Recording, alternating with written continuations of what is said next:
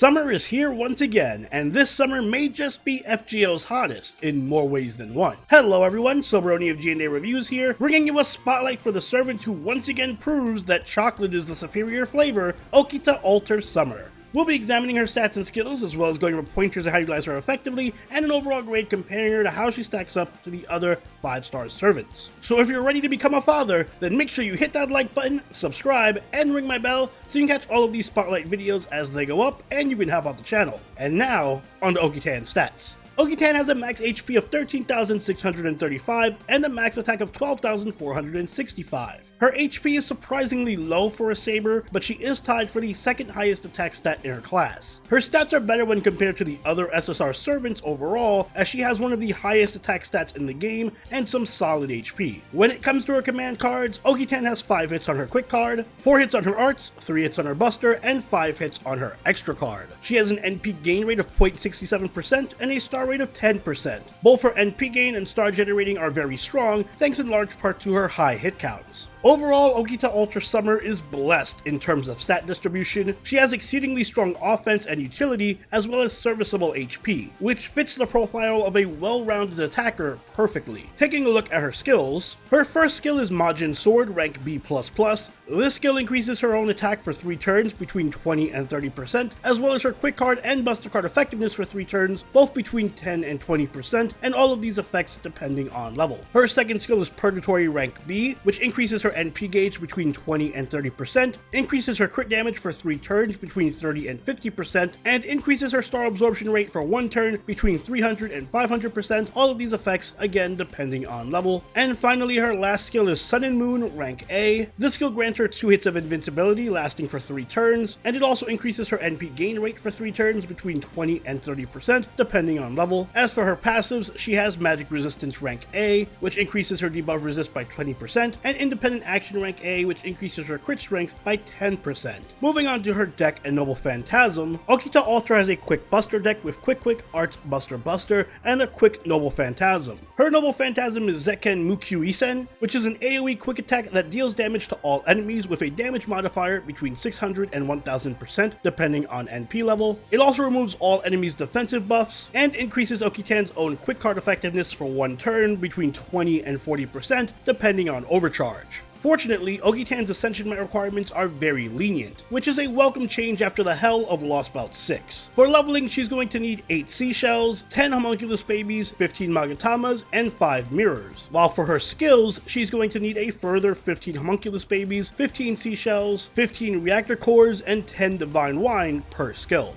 If you've somehow managed to keep a hold of your quartz stash after the purge that was LB6 and Anniversary, then congrats, because this summer has a lot worth rolling for. And it starts out strong with Saber Okita Alter. Much like the vanilla Saber Okita, Okitan boasts an incredible stat spread. Her attack is in the top tier of servants, she has very strong NP gain on both her arts and quick cards, and she produces a sea of crit stars from every Brave Chain. Just about her only weak stat is her HP, but even then she fares better defensively than most pure DPS servants. But as we've seen before, stellar stats don't always translate into stellar gameplay, so let's talk skills. Her first skill, Majin Sword, is one hell of a steroid. Not only does it increase her buster and quick card effectiveness by 20%, it also increases her attack by 30% as well, all for 3 turns, in effect making this skill into a 3-turn mana burst for all but one of her cards. That is some incredible value. It allows Okitan to hit very hard with just her face cards, and it also gives her a consistent damage buff for farming across all 3 waves. And speaking of farming, Okita also has Purgatory. This skill is a 30% NP battery that also increases her star absorb and crit damage. Naturally, the NP charge is the most important thing for Okitan since, as we'll get into later, she is quite the looper. But the additional crit buffs shouldn't be overlooked either. Star Absorb is good on sabers since they don't have the highest natural star weight, and 50% crit up for 3 turns is quite strong, especially considering how effectively Okitan can generate her crit stars. So Purgatory actually doubles as a crit engine for Okita.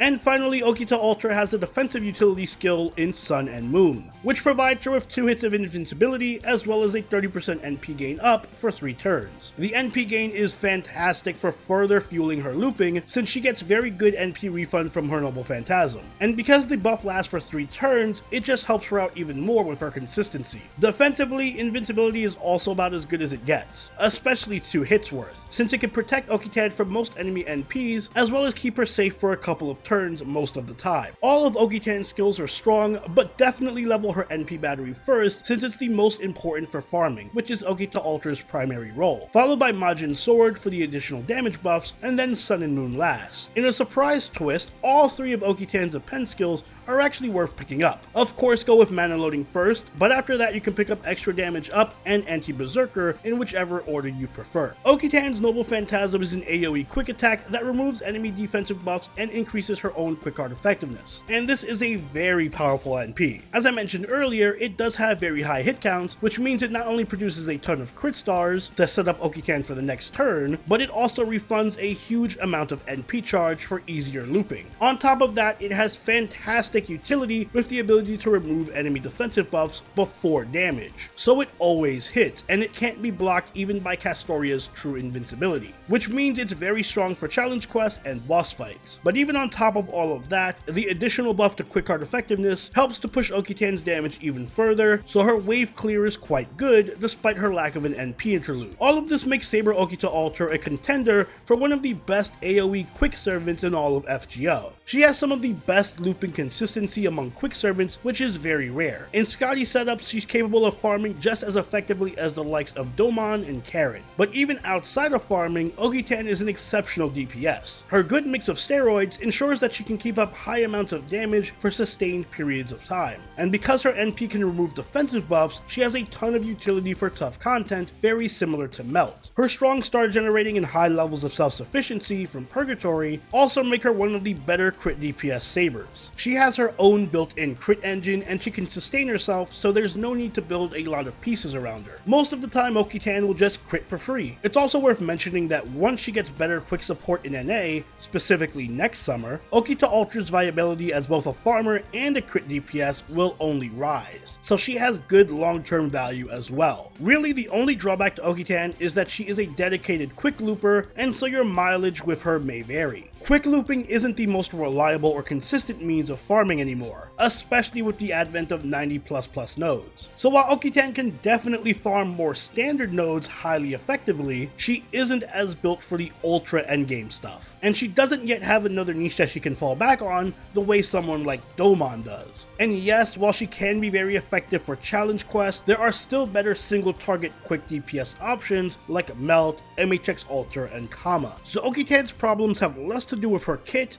and more to do with the current quick meta as a whole. But on the bright side, that means if you're a fan of quick teams, then Okita is a very powerful addition, and she's extremely easy to set up. For farming setups, you can stick to the standard Scotty comp for the best looping capabilities, or you can use your free Summer Da Vinci for a more budget-friendly option, since she can also increase Okita's quick card effectiveness, NP gain, and provide a decent NP battery. As a DPS in challenge quests, you may want to use servants like Santa Nightingale or Osakabe Hime, since both can provide good damage buffs, including crit buffs, and in Hime's case, she can provide additional offensive firepower and NP charge, while Nightingale provides additional defensive support in the form of debuff cleanse and guts. Okita's Bond CE is at the corner of the Eternal Void. It increases the quick art effectiveness and NP damage of the party by 10%. An interesting CE, but ultimately not one worth using over better designed CEs for farming like K-Scope, Black Grail, and Traces of Christmas. You can even use True Crimson Spear Trainer if you want to go for a more crit-based build. Speaking of which, Fist of Hail is a good future pickup since it not only grants NP charge and crit damage, but also starts Okita off with stars as well. For command codes, any crit buffing code like Majin Sun can be used on her, especially if it also gives a little bit of star absorb. And I'd recommend placing the code on her buster or quick cards for maximum damage. Overall, Summer Okita Alter, in my opinion, is one of the best quick sabers we've gotten in a long time. Her powerful card and crit damage buffs allow her to put out very high DPS without the need for much support. She has excellent looping capability for farming and scouty teams, and she even has good challenge quest utility due to her buff removing NP. However, she isn't for everybody since she's very heavily reliant on quick teams, which aren't in the best spot right now, so I wouldn't call her a must pull. Still though, Okita gets an A from me. I think she's still very good, and she can pretty much perform any role that you'd want a DPS to fulfill within quick teams. But unfortunately, her deck type does hinder her quite a bit compared to the upper echelon of farmers. And those are my thoughts on Okita. Unfortunately, for as great as she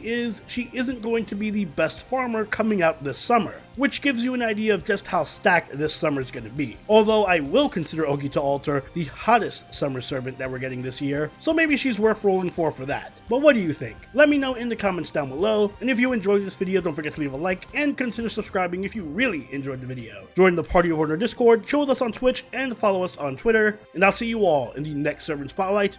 Soberoni out. Later.